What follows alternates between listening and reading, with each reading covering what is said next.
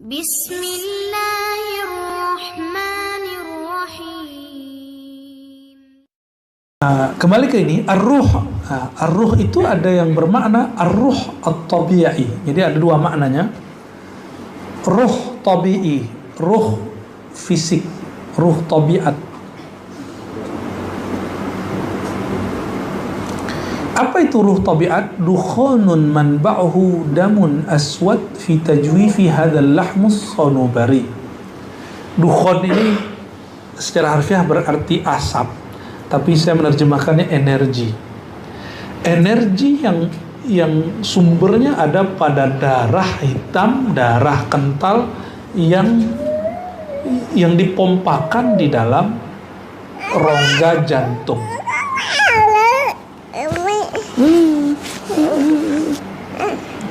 Ya.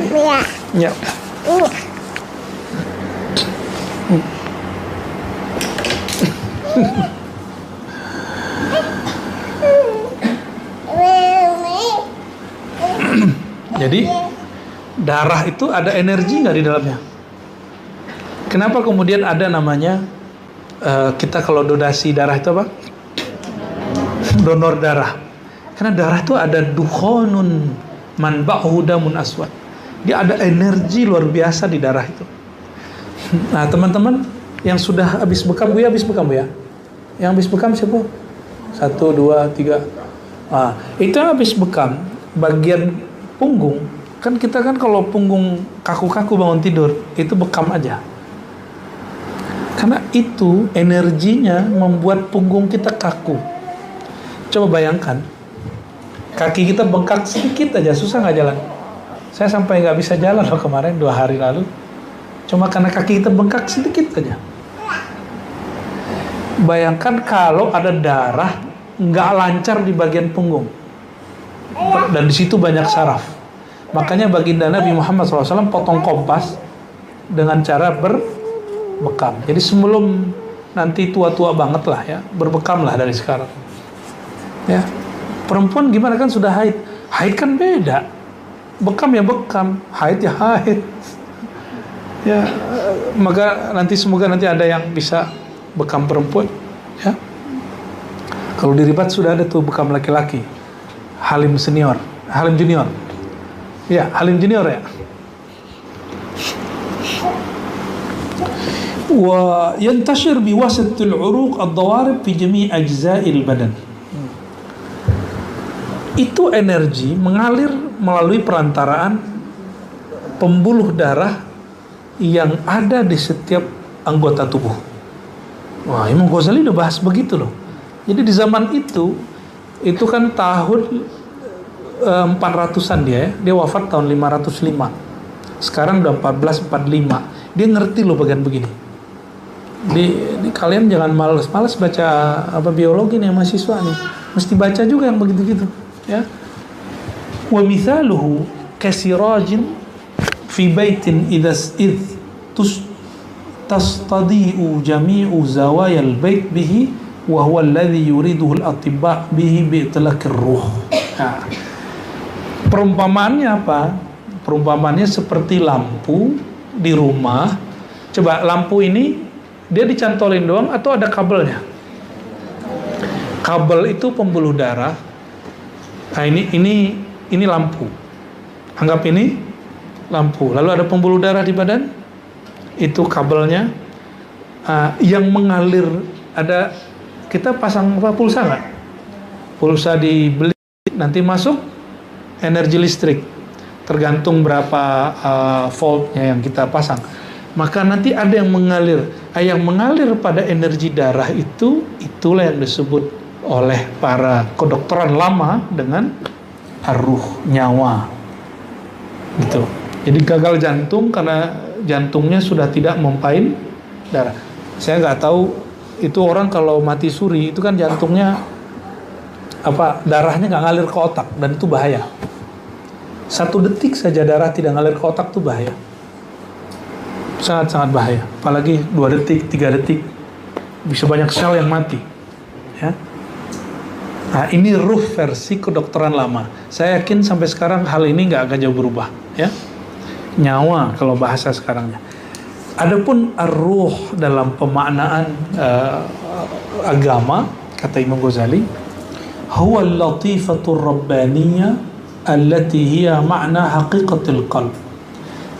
Tadi kolbu hakikat manusia, sekarang ruh itu adalah hakikatnya kolbu, gitu. Jadi ruh itu dimensi rohani di dalam kolbu. Energi kolbu itulah yang disebut ruh. Dialah yang tahu, gitu. Dialah yang kemudian yang tahu kadar kemakrifatan itu bagaimana. Jadi kalau orang kedokteran, kalau darahnya bagus, maka tubuhnya sehat. Kalau ruhnya menerima energi ilahiyahnya kuat, barulah orang ini disebut kuat. Inilah yang terjadi pada Ahlul Badar. Mereka nggak makan bulan puasa, 313 orang bisa mengalahkan ribuan orang. Kenapa? Karena ruhaninya terhubung dengan energi Al-Latifah Ar-Rabbaniyah itu. Jadi sudah kebayang nih sistem di tubuh kita. Farruhu wal qalbu mutawaridani ala dhalika al-latifah ala nusukin wahid wa ilahil isyarah. Ruh dan qalbu inilah yang kemudian satu dimensi dalam latifah rabbaniyah. Inilah yang disebut dalam Quran, wa yas'alunaka 'anir ruhi qulir ruhu min amri rabbi. Jadi teman-teman, kalau disebut ruh dicipta, itu ruh yang disebut oleh orang-orang kedokteran. Itu makhlukah dicipta. Tapi ar-ruh yang disebut di Quran, tidak ada satu ayat yang menyebutkan bahwa ar-ruh itu dicipta. Karena Allah tidak menyebutkan dia dicipta, kita juga harus ngikut kata Allah. Gitu. Itu yang kita kemudian sampaikan. Tapi kok banyak yang salah faham. Ya. Tapi ya sudahlah. Ya. Karena orang salah faham, fa innahum la ya'lamun. Ya, kembali ke kajian yang tadi, orang nggak ngerti mau gimana. Ya. Terus kamu nanti dianggap musyrik sama dia, ya terserah dia. Ya. Betapa capeknya orang yang kecil kesalahan kita, siang malam dia dengerin kita cuma cari kesalahan. Hebat bener itu ya. Jadi Buya Asfi itu ada orang yang nonton dia cuma mau cari kesalahan dia. Buya Aldomi itu ada nih penggemar-penggemar lama yang kemudian beralih hati. Itu nonton cuma mau cari kesalahan. Begitu pentingnya beliau berdua ini kan.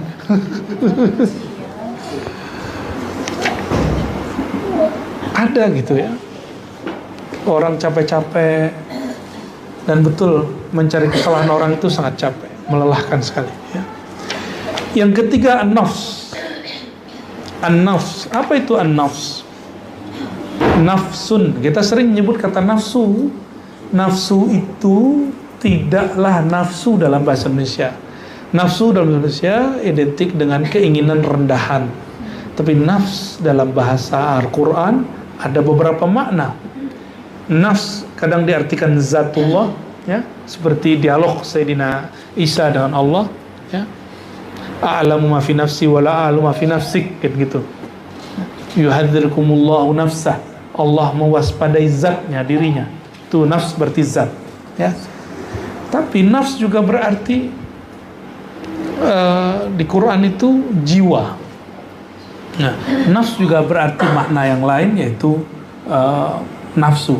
Nah, kata nafsu yang negatif inilah yang masuk ke bahasa Indonesia, dan bagi Imam Ghazali itu makna pertama. Kata beliau, an-nafs walaha ma'nayan, minimal ada dua makna. Yang pertama, al-ma'na al-jami' li quwwatil ghadab wasyahwah wa sifatil madmumah. Kata nafsu sering identik dengan kemarahan, syahwat rendahan, dan juga sifat-sifat yang tercela. Orang ini bernafsu, kita sering ngomong gitu ya. Nafsu politiknya tinggi gitu. Kita ngomong gitu kepada orang, oh berarti makna yang ini. Inilah yang disebut dalam hadis Imam Al-Baihaqi, inna a'da a'daika ma baina janbaik. Semaknanya ada di Tirmizi. Musuh terbesarmu adalah ma baina janbaik. Dan ini antara dua sisimu, yaitu nafsu, dirimu sendiri. Ya. Wahiyal mujahadah wal ma'mur bikasriha. Inilah yang diperintahkan untuk berusaha keras melawannya. Ya. Melawan emosi berat nggak? Oh berat, sangat berat. Melawan syahwat berat nggak? Lebih berat lagi. Ya. Melawan sifat karakter buruk berat nggak? Sangat berat. Ya. Oleh karena itu perlu riyadhah diulang, perlu mujahadah, usaha yang keras. Jadi apa beda riyadhah dengan mujahadah?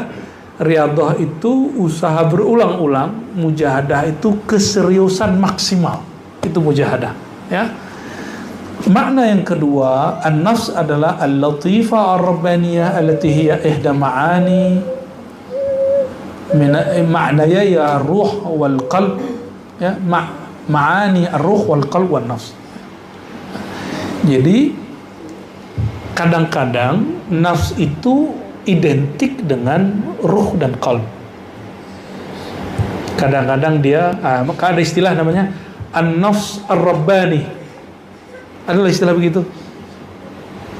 An-nafs al-mutmainnah, itu qalbu yang sudah tenang. An-nafs ar-radiyah, al-mardiyah, itu babnya di bab qalbu, ya.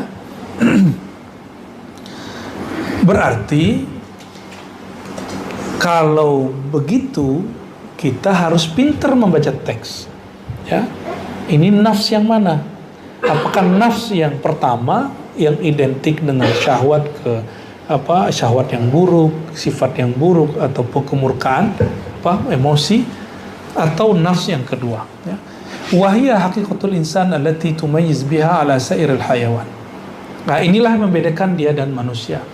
Wa idza safat wa tahallat bi dzikrillah, apabila dia bersih dan dihiasi dengan zikrullah, muhiya anha atharu syahawat wa sifatul mazmumah, lalu dibersihkan dari syahwat dan sifat tercela, sumiyat an-nafs al-mutmainnah.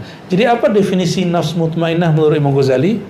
Satu saja, qalbunya bening karena berzikir kepada Allah. Yang kedua, qalbunya dibersihkan dari syahwat dan sifat-sifat tidak terpuji, barulah jiwanya tenang.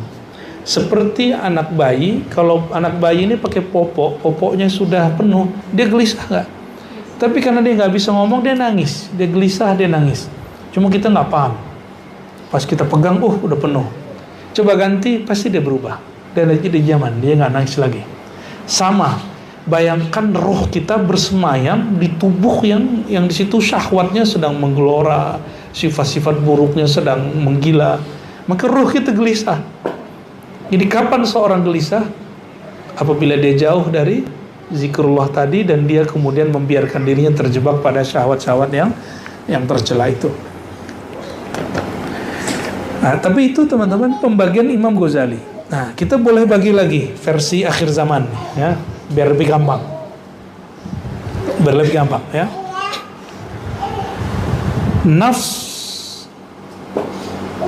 Nafs itu sesuai ayat tadi, yahulu bainal mar'i wa qalbi. Bahwa mar'un, seseorang akan dijarak dengan kolbunya. Mar'un, berarti ada istilah lain tuh mar'un. Ada akal, ada mar'un, ada seseorang. Maka kita bagi, ada sisi zahir manusia berdasarkan yang tadi, latifah yang ada yang zahir, ada yang latifah rabbaniyah. Nah, yang zahir ini jantung ada pada hewan, ada pada yang mati, ada pada kita. Oke? Berarti kalau itu yang disebut kolbu, ada di semuanya. Ruh, jika ruh itu yang disebut adalah energi yang mengalir pada darah, itu juga ada pada kerbau. Dan kerbau lebih kuat dari kita. Kuda lebih kuat dari kita. Berarti ruhnya lebih kuat dari kita dong. Ya. Jadi darahnya lebih kuat. Kan ada orang yang latihan terus. Benar nggak? Itu darah dia lebih kuat dari kita secara pemahaman ini. Tapi bukan itu yang kita maksud. Bukan itu yang kita maksud. Yang kita maksud adalah an-nafs. An-nafs itu berkaitan dengan jasad, dengan alam zahir. Al-qalbu war-ruh berkaitan dengan alam batin. Ya. Ilmu psikologi berhenti pada nafs, jiwa. jiwa yang berkiblat menghadap kepada alam zahir. Itulah asbabnya kenapa ilmu psikologi tidak mampu menyelesaikan masalah qalbiyah, tapi dia hanya mampu menyelesaikan masalah-masalah yang berkaitan dengan sesuatu yang bisa dirasiokan dalam ilmu psikologi. Kalau di kolbu kan nggak bisa dirasiokan. Gelisah, apa yang bisa ngiling gelisah? Akhirnya kemudian psikolog kerjasama dengan dokter, muncullah suatu ilmu namanya psikiatri. Ya, dokternya disebut psikiater. Psikiatri yang udah ada sakit kejiwaan. Oh, sakit kejiwaan. Berarti itu namanya apa? Psikolog bukan, psikosomatis. Psikosomatis. Jadi dia dokter tapi melihat penyakit orang berdasarkan indikator-indikator psikisnya. Namanya psikosomatis. Jadi kalau psikiatri itu sakit jiwa. Iya, oke. Itu harus dijelaskan ke masyarakat supaya mereka nggak takut berobat masalah jiwa dia. Dia bukan sakit jiwa toh, dia cuma psikosomatis. Karena teman-teman kita kalau bilang kamu sakit jiwa nih harus dibawa ke dokter, dia takut karena disebut sakit jiwa. Ternyata namanya apa? Ya, kamu jadi dokter itu aja ya, dia. Ya. Tapi kalau parah tetap pakai penenang toh untuk obat pertama. Ya. Penenang terus organnya juga diobati. Organnya juga diobati. Tetap diobati. Kasih penenang. Berarti ada tindakan medis. Ya. Lalu diberikan sugesti. Ya. Okay. Tapi saya banyak ketemu dokter begitu, stres juga. Dokternya stres. Karena dia menghadapi orang stres. Orang gelisah gitu, ikut stres juga dia. Dan alhamdulillah salah satu sahabat kita dulu yang ikut suluk itu dokter senior untuk bagian itu. Saya nggak tahu dia psikiater atau dia ahli psiko tadi. Psikomatis. Itu psikiater. Psikiaternya. Psikolog tidak melewati kedokteran, dia Enggak. langsung jadi psikolog. Dia langsung pakai sugesti. Nah, kalau psikolog itu dari SMA 5 Masuk. tahun jadi psikolog, tapi kalau dokter psikiater dari SMA 6 tahun jadi dokter umum, baru ngambil spesialis psikiater. Panjang kerjaannya. 3 tahun, jadi Makanya 9 tahun lah. 9 tahun ya. Minimal kalau mau jadi mursyid hebat enti harus belajar 9 tahun. Latihannya 9 tahun. Itu insya Allah bisa langsung. Orang gelisah langsung tenang. Tapi kalau Allah mau, lahzah wahidah. Jadi bedanya ilmu rohani begitu. Tapi tetap saja orang kalau dapat rasa sesaat, tapi untuk mengajarkan belum tentu dia bisa. Untuk mengajar itu anugerah lain lagi, yang mesti diusahakan, mesti dibiasakan. Baik teman-teman, ini baru awal daripada muqaddimah kajian diri, ya. Kesimpulannya tadi kita sudah sebutkan bahwa ada nafs, ini berkaitan dengan ya kita sebut dengan nafs ya. Lalu bagian kedua kita sebut dengan ruhiyah. Ruhiyah ini dimulai dari kolbu. Kolbu di dalamnya ada fuad. Dalam fuad ada namanya lub. Dalam lub ada namanya sir. Dalam sir disitulah nanti bersemayam apa yang disebut ar-ruh. Ya. Ar-ruh ini tidak menempati tubuh, tapi dia juga bukan di luar tubuh. Tapi ar-ruh ini bukan Tuhan. Ruh itu ya ruh. Ya. Namun dia bersumber dari hadirat Allah Subhanahu wa ta'ala langsung tanpa perantara. Ya. Nah, makanya induk dari ruh itu disebut dengan Ummul Arwah. Bahasanya disebut dengan Ahmad. Jadi Ahmad itu nama daripada induknya ruh. Nah, kita salah satu haikal arwah, haikal ruh, Ahadatur Ruh, Ahmad Ummur Ruh. Jadi Ahmad itu adalah sebutan untuk induknya ruh. Jadi ketika di Quran disebut nafakhtu fihi min ruhi, aku tiupkan dari rohku, bukan dari zatku, tapi dari Ahmad. Inilah satu-satunya media penghubung antara ruh dengan Allah. Maka ar-ruh yang dalam diri kita, dia ketika dia sadar, kesadaran dia kepada siapa? Ahmad. Qalbu ketika dia sadar, sadarnya kepada Muhammad sallallahu alaihi wasallam. Karena qalbu ini mentadbir tubuh. Ya, tubuh ini adalah buah daripada nur Sayyidina Muhammad sallallahu alaihi wasallam.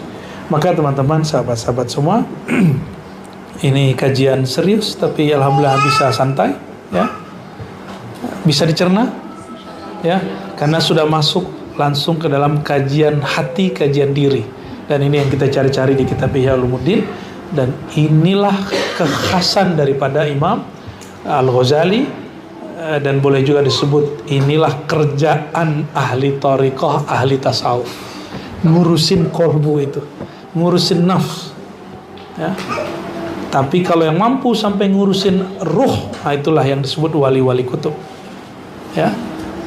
Jadi kalau kita bisa ngurus nafsu udah hebat, ngurusin kolbu udah hebat, bisa ngurusin ruh, baru itu ahli, ya, al-aqtab, ya, orang wali-wali yang menjadi poros alam semesta.